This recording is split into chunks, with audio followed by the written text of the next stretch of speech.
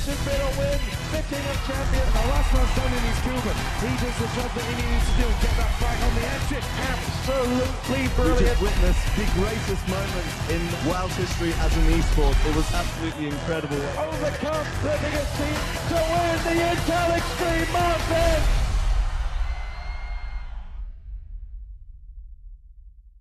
Welcome, ladies and gentlemen. My name is HDPhoenix. I will be your commentator today, and I am joined by the beautiful KellyMilkies, and this is Shakura's Plateau. Here in the 5 o'clock position, we have aLtAaron, and as the blue Protoss, and here in the 7 o'clock position, it's going to be FXOmOOnGLaDe as the purple Zerg. And Kelly, you better take over because my tongue is all the way down my throat. I think you're too excited after seeing the last game. I mean, it was a really good game. Shakura's Plateau, like I said, it's kind of a Zerg favorite Zerg favorite map. Yeah. I think he's gonna go for a 15 hatch fast expand because you do see he's patrolling his drone up front and he wants to know where the Protoss player is, but I think he's gonna know that the Protoss player is nearby because the probe is almost in his base. So this is not really favorable for favorable for a Zerg player because it's too near. I mean, if this Protoss player actually gets Blink Stalker early, it's gonna be so F because the Protoss can actually Blink Stalkers into the right behind the mineral line and take down so many drones. Yep, absolutely. So the thing is on this map, I would have to give, as you're saying, the favor to the Zerg because there are just so many cliffs to go in and out of the bases.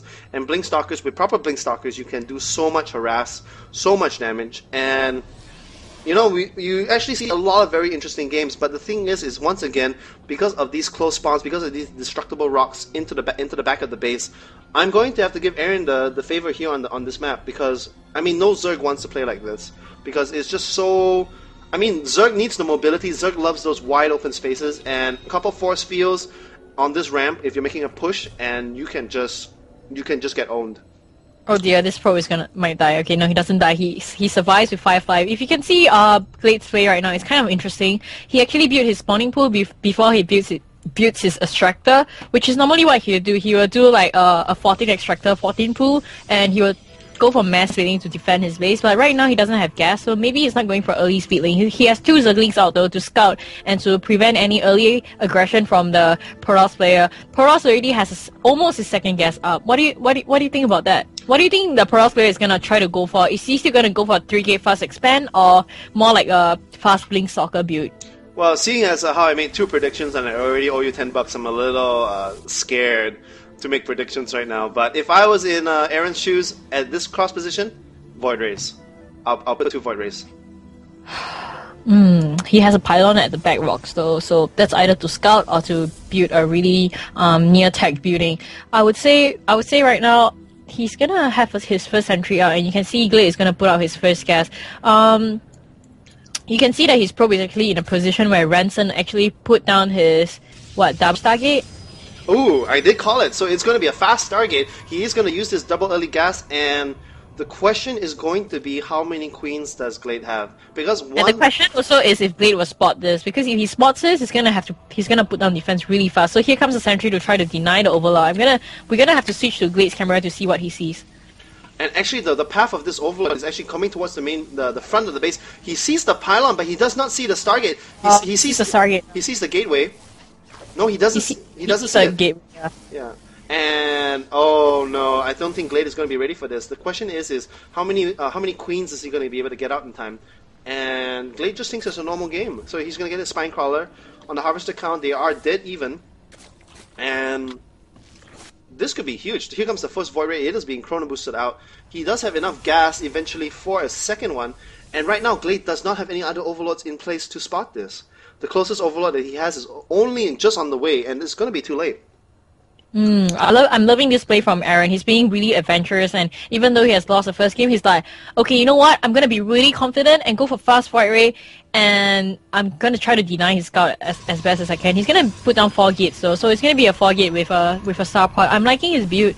His build is looks pretty strong for me at the moment. If he does manage to take down, many drones and hurt the economy of mOOnGLaDe really bad, he's gonna be able to do well. But you have to remember that looking at the harvesters count, we have 31 harvesters up against 29 harvesters. Here comes the first Void Ray, and Glade does see it with his Overlord up front. What do you think about that? I think Aaron is just being really smart. This Void Ray is not, it might do a lot of damage, it might not. But the important thing, on the rocks. The important thing is it's going to scout and see everything in the base. But the thing is Glade already has 2 queens in position. He has another queen at the natural. So this is just basically a very, very, very expensive observer.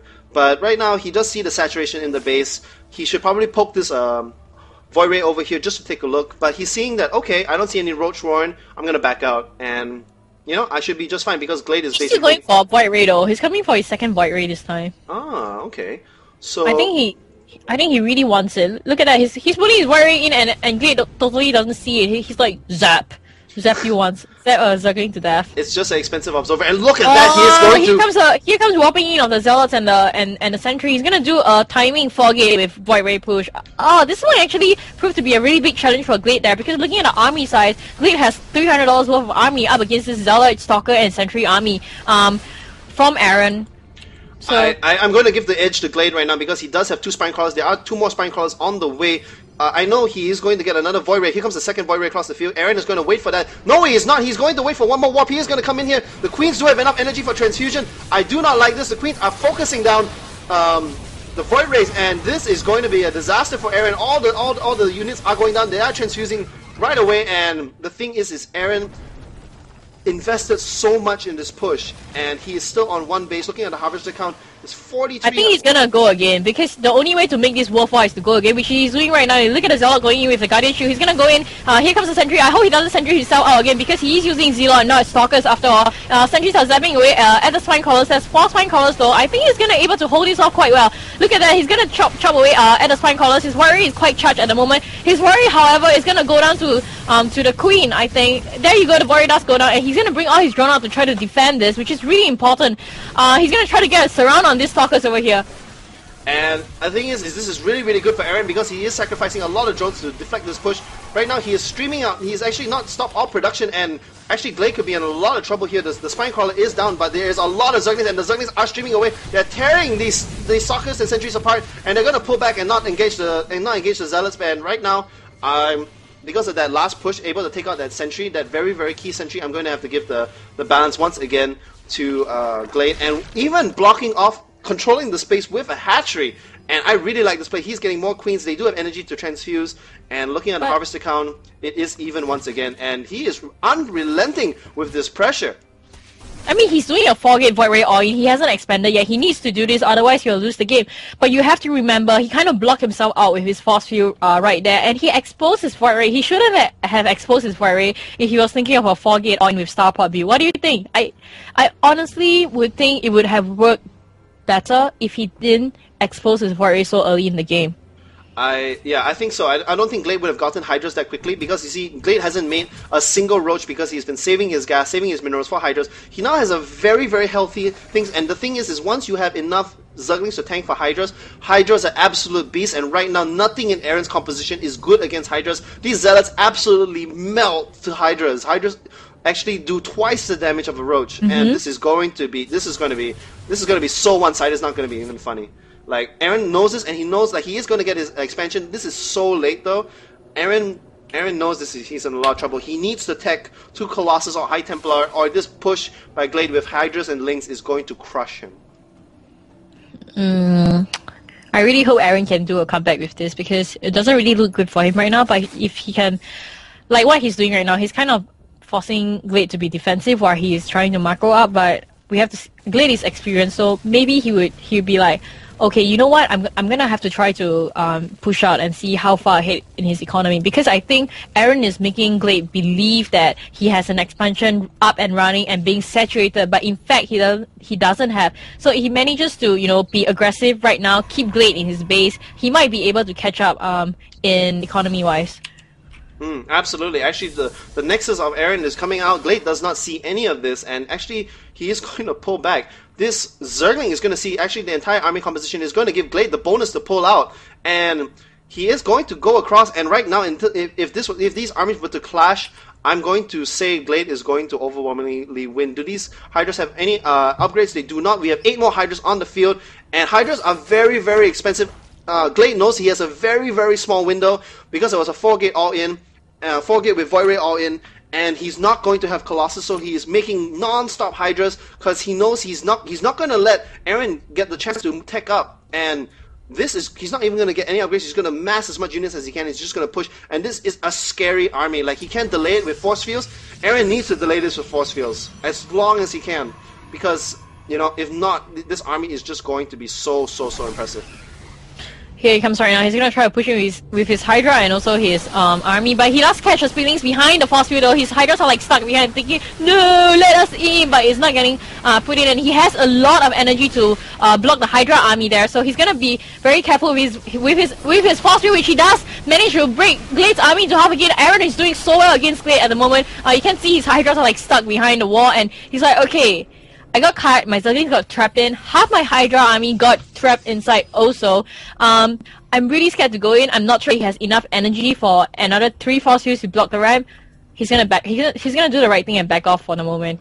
Yeah. Well, Aaron was kind of behind, but you have to say that was a really good engagement by Aaron. That was extremely pro by Aaron. Like, I thought he had lost, but those force fields were just absolute beasts. And you know what's going through my mind? It's like right now Aaron is only just getting his first Colossus out. He is chrono boosting the heck out of his thermal lance, and right there and then, you know what's going through my mind? Nidus. He needed a Nidus.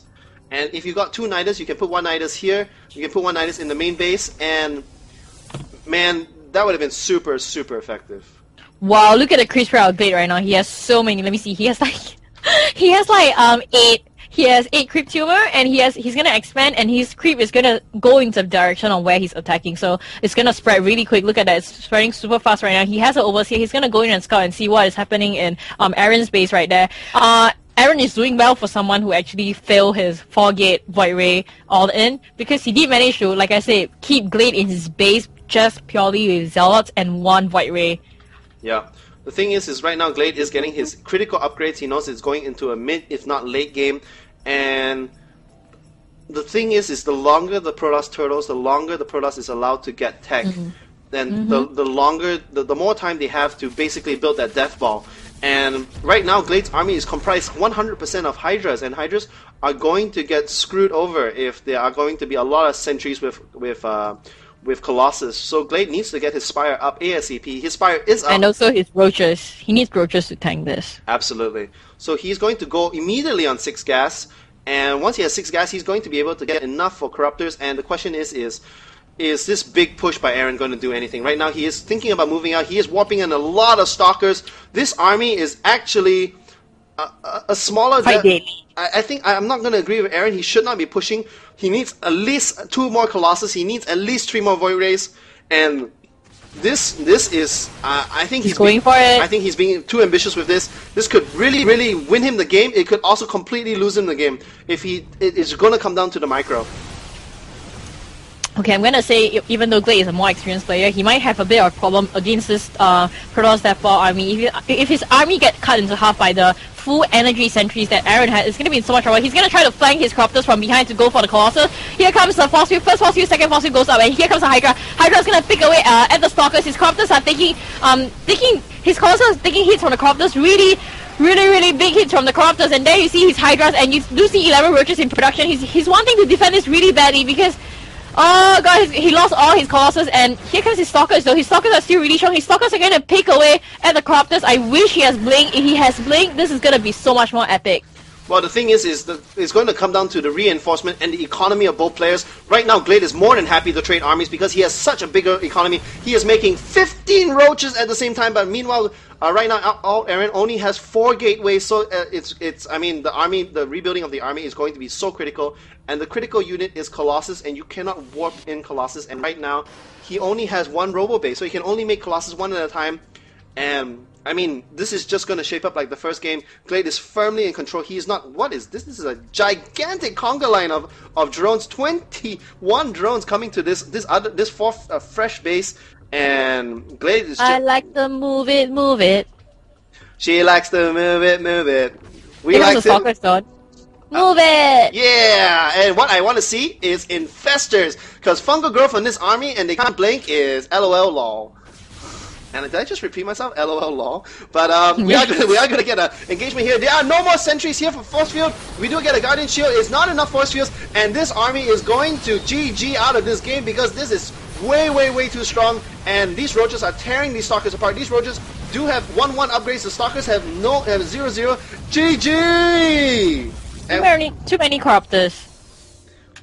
There are too many corruptors. I still think. And he didn't have blink. That was quite risky. I don't think it was so much of the matter of Colossus or Blink. I think it was just a matter of army size. He just didn't have enough sentries to cut the army in half. He was also fighting in a very open space. He didn't have enough Void Rays, he didn't have enough Colossus, and that was because he went for a very aggressive build. He went 4-gate with Void Ray. Now, big props out to him, but also mad props out to mOOnGLaDe. Like, that is not an easy push to hold off.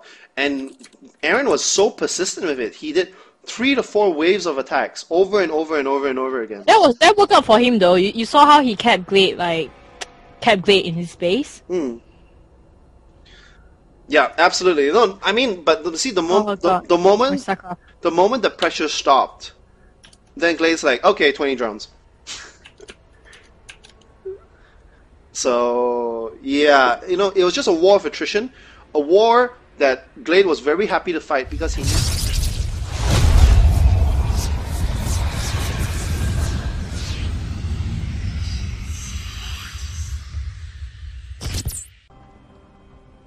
Put my keyboard on my head. No, I'm not gonna do that.